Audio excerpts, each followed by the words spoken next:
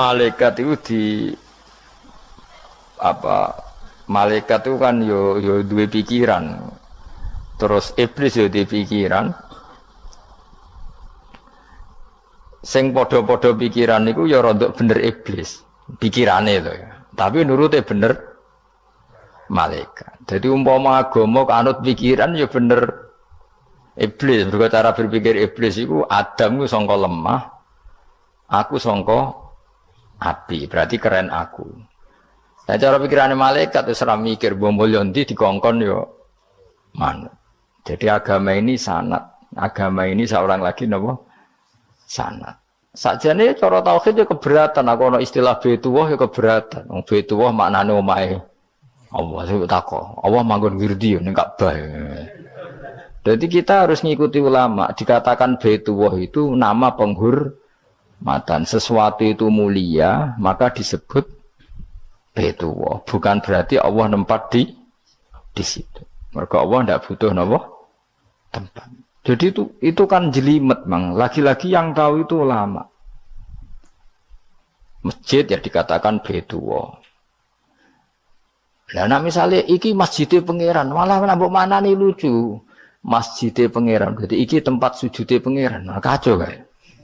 Tapi berhubung wong ra paham alhamdulillah demun iki masjidnya pangeran. Jajal mana nih bahasa Arab. Iki masjidnya pangeran, makna nih terjemah. Iki tempat kacau. Ini baru kayak bodoh ora roh nek iku kacau. Jadi kacau. Ya mulane anut ulama. Jadi darani Baitullah apa dikatakan daleme Allah maknane apa idhofatut tasyrif. Napa idhofatut tasyrif maknane omah sing mulia sampai diistilahno daleme Allah. Kalau dalam ngaji-ngaji ulama itu agama ini dari awal unik. Allah melarang sujud kepada batu. Tapi kita sholat itu madhep Ka'bah. Kemudian juga ada batu. Makanya kita harus menanamkan bahwa semua sujud itu lillahi ta'ala. Dan soal ada arah, ya penting arah. Nggak mau arah madhep segoro kidul, wah repot. Jadi arah itu mau dipakai kesepakatan untuk menunjukkan kalau kita muslim, arahnya sujud itu ke Ka'bah. Tapi tetap sujud kita hanya lillahi ta'alanya karena Allah. Kanjeng Nabi nanti takut orang Yahudi, Muhammad nak langit bumi ku sok ben hancur pas kiamat. Terus manusa sing mati mulai Adam sementara ditakok endi. Jadi nak takok ngono mirip so. Mirip Yahudi. Nak mirip Sugair apa? Nak mirip ngamure. Jadi agama ini selalu disoal pakai akal. Jadi agama tanpa akal ya iso berdiri, tapi kalau terlalu bawa akal itu ya repot.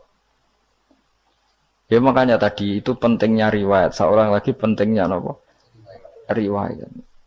Makanya coro Imam Malik itu enggak suka sama agama di logika itu enggak suka. Karena nanti orang yang punya logika terus merasa lebih punya otoritas terhadap apa? Agama.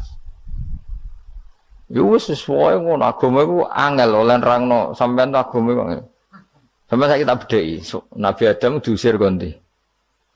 Swarga. Terus swargane Nabi Adam saiki didakon ndi? Mergo swarga iku luase sak langit bumi. Lah nek iku saiki didakon ndi wong? Swarga lebih luas ketimbang langit. Kan enggak mungkin sesuatu yang luas diletakkan di yang sempit. So, akhirnya Mu'tazilah gak percaya anane swarga zaman Nabi Adam. Jadi swarga sing cerita Adam itu tidak sama dengan surga yang nanti arduhas samawati wal ard.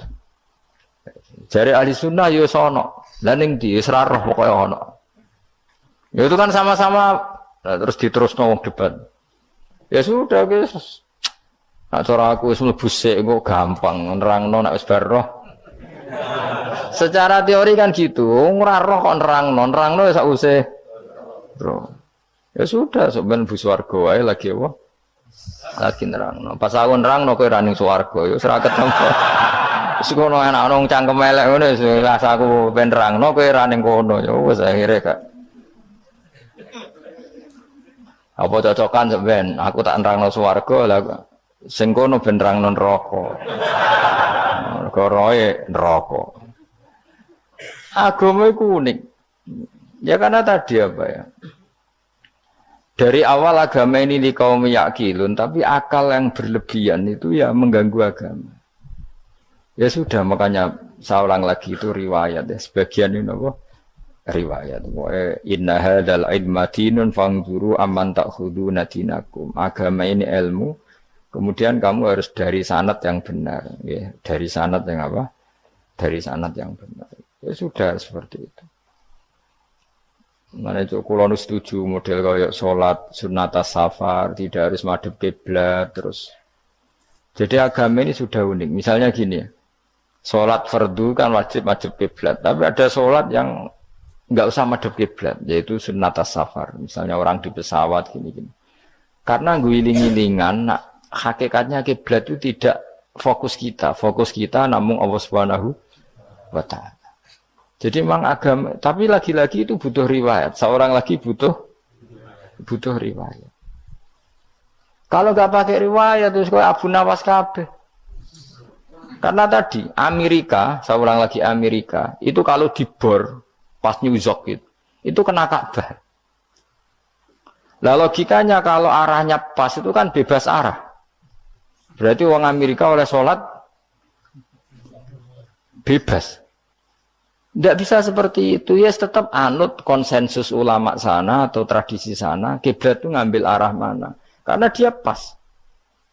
Ya bumi yang ada arah itu secara akal kan hanya rubuk 1/4. Makanya kalau kamu belajar falak itu ada rubuk. Lainnya itu sudah ada arah. Misalnya bumi bulat bola, yang sama atas dikatakan sama-sama di atas. Ya kadarnya hanya 1/4. Lainnya itu sudah dikatakan samping. Makanya seperti Denmark itu ada daerah yang siang itu sampai 3 bulan, entah berapa siklus sekian puluh tahun. Ada yang lebih lama siangnya sampai 18 jam. Kalau di Eropa kadang puasa itu sampai 18 jam. Ada yang selalu nggak kena matahari kayak kutub utara, kutub selatan. Nah makanya kalau misalnya sholat itu ngikuti apa? Kalau ngikuti matahari orang kutub sholatnya hanya maghrib, isya, subuh. Gak wajib poso orang tahu ono berino misalnya. Ya tidak bisa seperti itu. Jadi kalau nuruti logika kan terus berdebat terus. Tapi kalau nuruti rasa sebagai hamba. Orang kutub butuh sujud sama Allah, orang kutub butuh loyal sama Allah dengan memperlakukan puasa. Ya sudah, akhirnya kita harus puasa. Nah, lalu kalau ukurannya matahari, mereka tidak punya matahari. Memangnya puasa itu penyebabnya wujudnya matahari, apa penyebabnya loyalitas sama Allah Subhanahu wa Ta'ala? Loyalitas. Kalau penyebabnya matahari ya, berarti kalau nggak ada matahari, nggak usah apa? Tidak usah seperti itu cara berpikir, makanya ngikuti ulama. Karena ulama yang tahu tradisinya Allah dan Rasul. Ya seorang lagi ulama yang tahu tradisinya Allah dan Rasul. Meskipun ya kadang saya enak dewe ulama. Mergo ya kadang ya mau kalau bolak-balik ngomong gak diterang nombek cangkem elek ora paham-paham. Makanya masyhur itu ada kiai di debat sama orang rodok PKI. Pak Kiai, kalau setan dari api masuk api kan biasa. Terus susahnya apa? Mau materinya dari api itu. Kiai itu mek lemah, sawurna raine. Loro cung, nggih sakit. Kau jare wong kok lemah, kena lemah kok loro. Karena serak kena diterangno. Manusia materinya kan dari tanah, berarti kena dipendem urip-uripan. Piye sih? Ya loro ya, lha ya jare kok lemah kok dipendem ning lemah kok. Karena dijelaskan pakai lisan yang baik, gak paham-paham. Sebenarnya kita ini ingin selalu baik, tapi ada orang-orang diterangkan cara baik-baik itu. Wah, kayak misalnya ono wong kondo, Gus kula nu bojo kula cerewet ngene-ngene, apike kula pegat dicereweti bojo mbek diarani duda lara ndi. Lara diarani duda isen. Kue payu rabi dicereweti, ambek ra payu rabi jomblo, sakit mana? Sakit distatuskan jomblo. Malah kena dicereweti sabar prestasi baru. Mesti wong ku diwolak-walik. Lan jarpe sekolah tak malan kula seneng mbek Imam Syafi'i. Kowe dirasani wong ning ngarepmu, diomongi, ambek dirasani seneng ndi? Seneng dirasani cara kowe. Cara Imam Syafi'i bukti ke wibawa, buktine ngomong ning ngarepmu ra wani. Jadi Imam Syafi'i itu rileks urip. Ya Aba Abdillah, orang yang tadi muji-muji jenengan itu kalau di luar maki-maki jenengan. Jadi alhamdulillah. Kok bisa itu kan bukan pengkhianatan. Berarti saya wibawa. Di depan saya enggak berani itu. Wong iku sowan Imam Syafi'i ya cium tangan ya hormat. Tapi setelah di luar menghujat. Singkat cerita dilaporkan ke Imam Syafi'i. Orang yang tadi nyium tangannya jenengan itu di luar ngerasani jenengan. Jadi Imam Syafi'i alhamdulillah berarti aku wibawa. Mendengar kurawani. Ya dianggap enteng saja. Terus ada orang misoi Ja'far Shadiq. Sayyid Ja'far Shadiq itu Sayyid putune Nabi, orangnya soleh alim, gurunya Abu Hanifah. Di antaranya gurunya Abu Hanifah itu Sayyid Ja'far Shadiq. Itu kalau dihujat orang diomongin ini, dimaki-maki, sampai ke rumah. Pas mau masuk rumah, kamu masih ingin maki-maki saya? Iya, tak tunggu sampai selesai. Setelah selesai, sudah, sampun, sudah. Masih emosi orang, sudah. Kamu misoi saya berdasar apa yang kamu ketahui. Yang tidak kamu ketahui lebih banyak, maka saya tunggu. Izin sampai terus ketika ditanya, kenapa engkau sabar ketika jenengan saya pisui? Orang ini akhirnya tobat, mencium tangannya, mencium lututnya. Jawab saya Ja'far Shadiq ini. Aturahu tu'sokurhan, aturahu yu'sokurhan. Kowe ora ngrafaham kalimat itu, tapi tak terangkan ben dadi wali. Kowe roh pangeran. Ya tahu. Sing durakani pangeran tuh banyak enggak? Yang maksiati pangeran tuh banyak enggak? Banyak. Lah iya pangeran sing di langit bumi wae dimaksiati, apa meneh terima aku. Akhirnya terus jadi orang-orang soleh itu cara berpikir itu di luar kapasitas kamu. Apa ya? Mereka itu hanya Allah, taunya itu hanya Allah. Aku kan enggak egois, harga diri. Mana ada agama berdasar harga diri itu kalau dalam bahasa Arab disebut hamiyat al-jahiliyah itu gengsi napa? Jahili. Makanya ketika saya berkali-kali cerita itu, ada seorang ulama dipanggil tetangganya, nom. Setelah sampai situ, sudah kembali saya tidak butuh kamu. Setelah sampai rumah dipanggil lagi, sudah kembali lagi sampai 3 kali. Ulamanya tetap ceria, tetap nyaman. Ketika ditanya, kenapa engkau tetap nyaman? Wahai pemuda, kamu itu tetangga saya. Kata Allah dan Rasul, nak kue iman be Allah Rasul, kon ngapi itu tonggo, kon ngundang aku ya teko. Ya seneng nuruti perintahnya. Ketika kamu nyuruh saya kembali, ya saya kembali. Memang itu keinginan kamu. Kue tanggaku, aku kon nurut mbek tonggo. Aku ora urusane mbek kowe. Aku mau nyaman mbek perintahe. Oh, nangis pemuda tadi itu tobat. Kalau kamu kan warga diri, orang kok dipimpong. Ini gak bakat wali blas. Jadi orang dulu itu nyaman.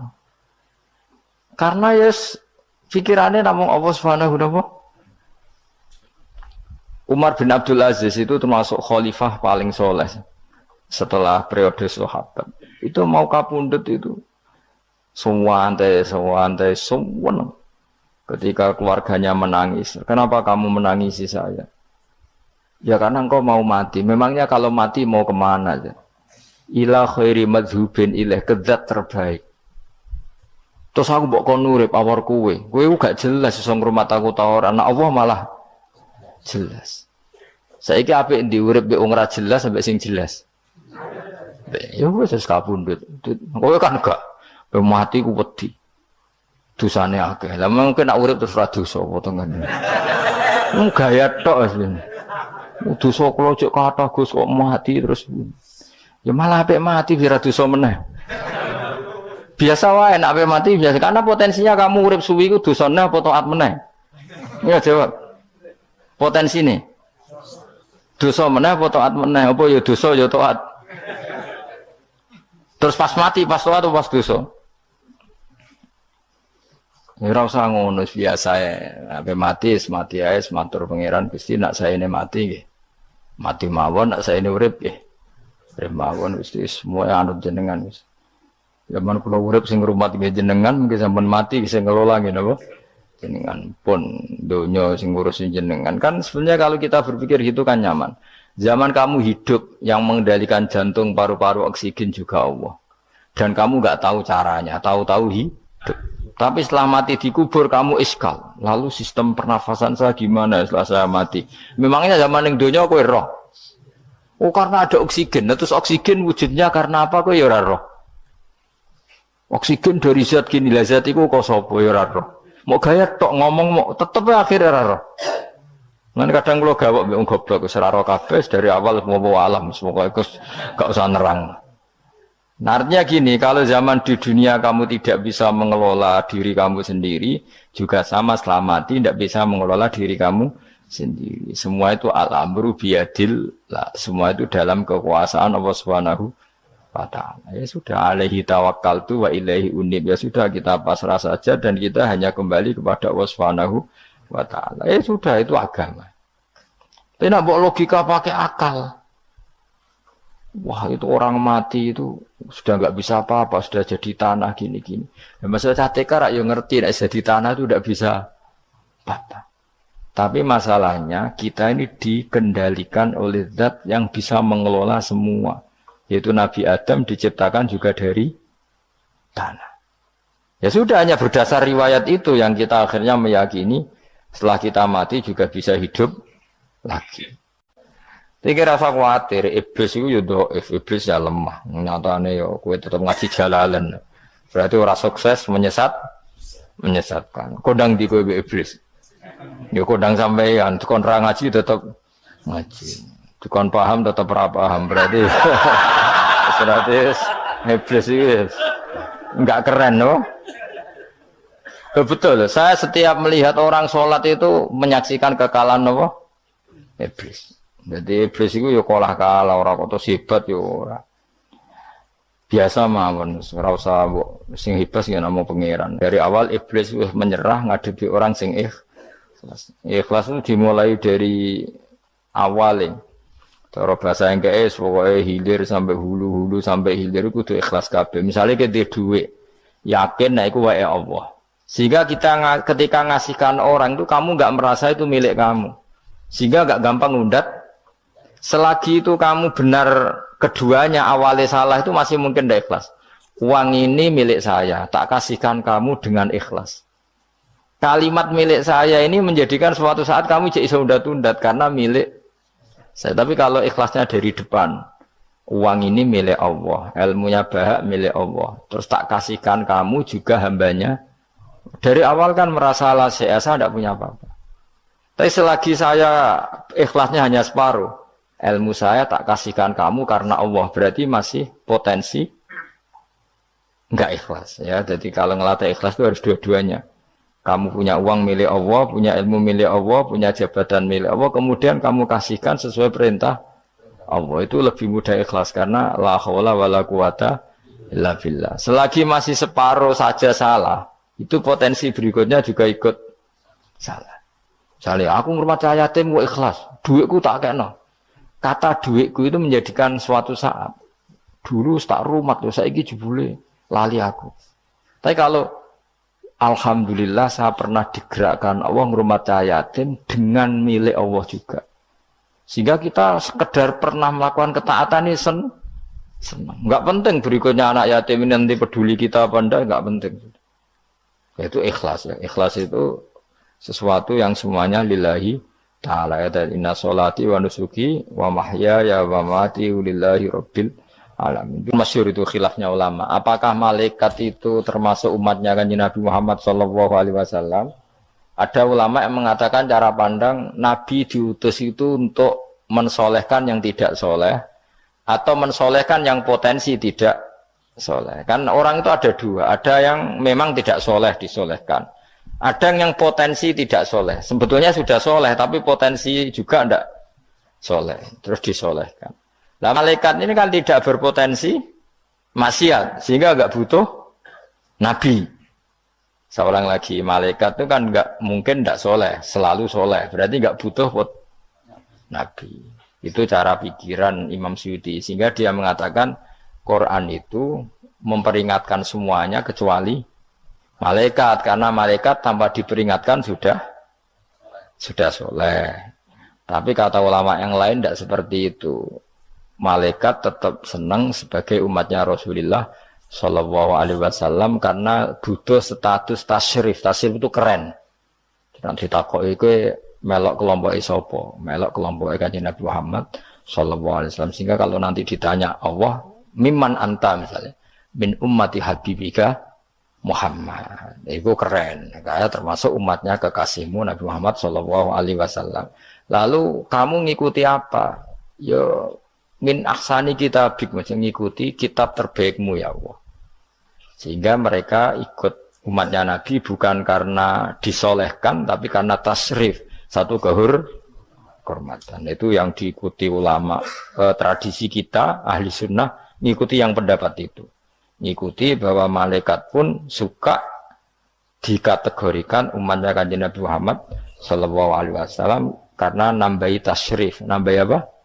Tasrif. Masyhur itu Imam Suyuti dalam hal ini kita ngikuti ulama mayoritas, bukan ngikuti yang ini. Masyhur kan Jibril ditanya, kan itu ketika Jibril ketemu Nabi Muhammad ditanya, untungnya apa kamu jadi safir? Safir itu kira-kira terjemahan bebasnya panitia saya. Jibril itu kan ya jauh dari langit turun bumi, dari langit itu kan jauh. Terus kamu untungnya apa? Karena Jibril itu tahu betul peristiwa yang pernah dilakukan Allah. Yaitu kayak apa malaikat yang di langit bisa diusir karena kesalahan tertentu. Malaikat yang sok suci kayak siapa itu Harut Marut juga dihinakan seperti itu. Dan Jibril tahu betul Allah itu yaf'alu ma yasha. Jadi yang sekarang malaikat bisa saja jadi pokoknya tahu betul Allah bisa melakukan apa saja. Karena Jibril tahu betul Allah, karena dia ketua malaikat. Kan kita tahu misalnya ada sejarah siapa? Harut Marut, dari malaikat menjadi hina seperti itu. Terus Jibril akhirnya tanya, ya sudah, Jibril punya apa? Terus ditanya Nabi, kamu untungnya apa setelah jadi safir saya, jadi panitia yang ngurusi wahyu. Terus kata malaikat Jibril, saya tidak pernah merasa aman, apakah saya selalu dalam posisi ini?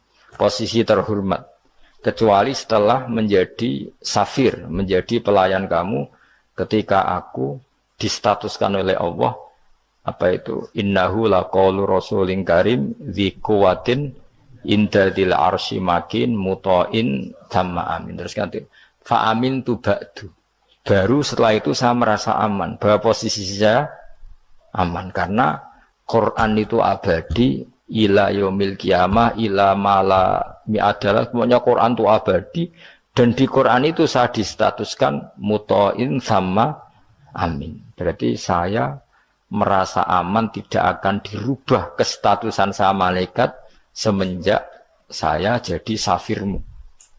Intinya Jibril juga mendapat kehormatan karena ngitmai Quran. Paham ya? Makanya kita di sini mengatakan ini pendapat Imam Suyuti, tapi hampir semua ulama berpendapat apa? Malaikat pun ikut mendapat berkahnya Kanjeng Nabi Muhammad Shallallahu Alaihi Wasallam. Jenenge apa? Berkah tasrif, apa berkah apa? Tasrif. Jadi punya status kehormatan. Nah, yang dikatakan Imam Suyuti itu murni logika. Murni logika tadi, yang namanya Quran itu memberi peringatan supaya enggak soleh menjadi soleh, dan malaikat tidak butuh itu karena sudah selalu soleh ya. Jadi itu logika saja, tapi kita berkeyakinan malaikat pun butuh, tapi untuk kehormatan.